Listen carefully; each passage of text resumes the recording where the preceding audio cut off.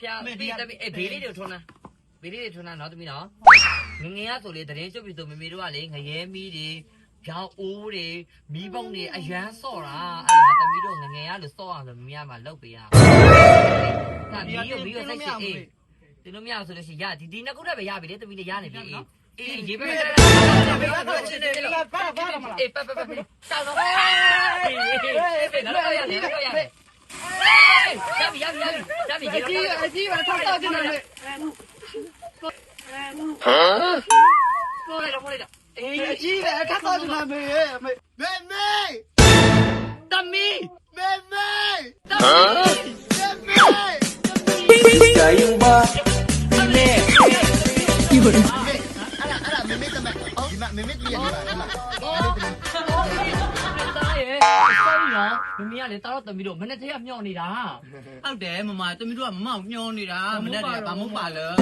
အော်ခလေးတွေကလည်းမမတို့မောလာတယ်လေဘာမဟုတ်ပါရဲ့ဟောအမေရဲ့အမေတမနဲ့လေမနက်ကတမီဖျားဖူးပြီးတော့ဒီညနေပဲအမေရှိကိုကြော့ဖို့ဆိုပြီးတော့တန်းဝင်လာလိုက်တာမေရဲ့အော်ဖျားပြန်လာကြလားဟုတ်တယ်ကဲလာမ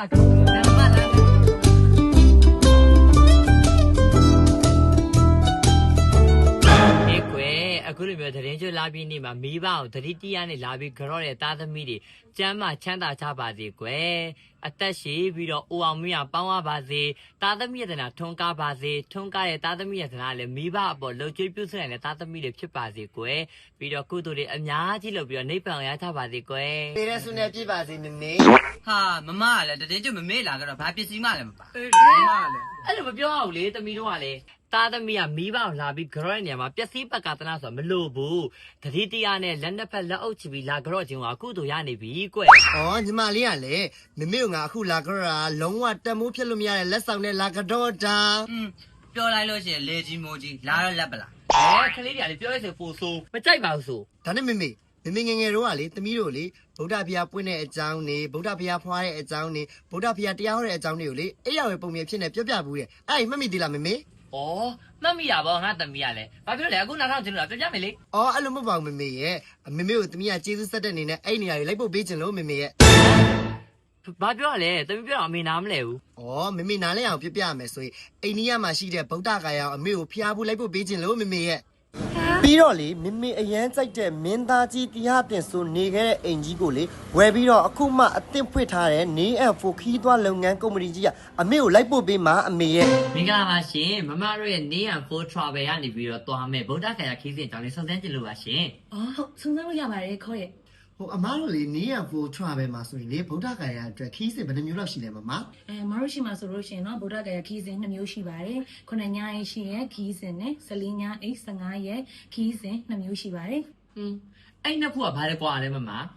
လဲခွန်လဲဆိုရင်တော့9ညအိရှိရဲ့ကကြတော့အချိန်လေးနည်းနည်းလေးနဲ့ပေါ့နော်ဖျားဆောင်ကုကျင်တဲ့သူတွေအတွက်ကိုစီစဉ်ပေးထားပါတယ်ဒီ14ညအိ15ရက်ဆိုလို့ရှိရင်တော့အချိန်လေးလည်းရမယ်နေရအစုံဖျားအစုံလေ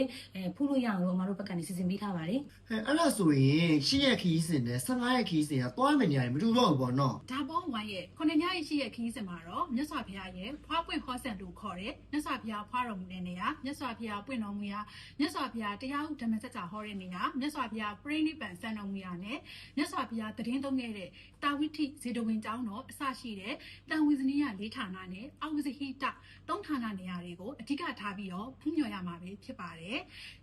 14ညအိတ်15ရက်ခရီးစဉ်ကတော့အပေါ်မှာပြောခဲ့တဲ့သူလိုပဲတန်ဝိဇနီယ၄ဌာနနဲ့အောက်ဝိဇဟိတ၃ဌာနအပါအဝင်မြတ်စွာဘုရားတာဝရင်သားကနေစစ်သက်ခဲ့တဲ့သင်္ကတ္တနဂုဒီတို့ကိုအဓိကထားပြီးတော့ဖူးမြော်ရမှာပဲဖြစ်ပါတယ်ဒါရင်မကသေးပါဘူးနယူးဒေလီစီတီတို့နဲ့ကာရာမှာရှိတဲ့တက်ရှ်မဟာတို့ကိုလည်းတွားရောက်ပြီးတော့လက်ပတ်မှာဖြစ်ပါတယ်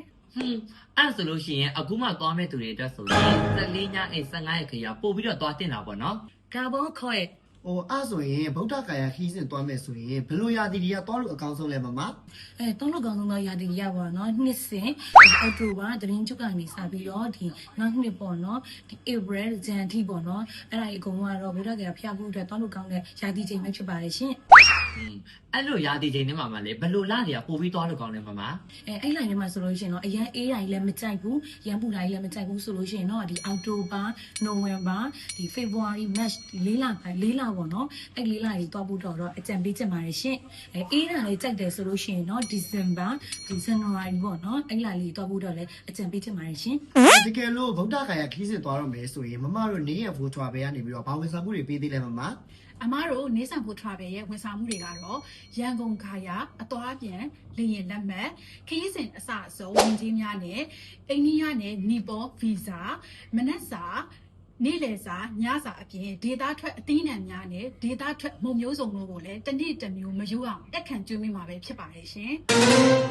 အကယ်လို့ခေါ်တော့ဒီခီးစံလိုက်မယ်ဆိုရင်မမတို့ကဘာလက်ဆောင်တွေပေးအောင်ပါလဲ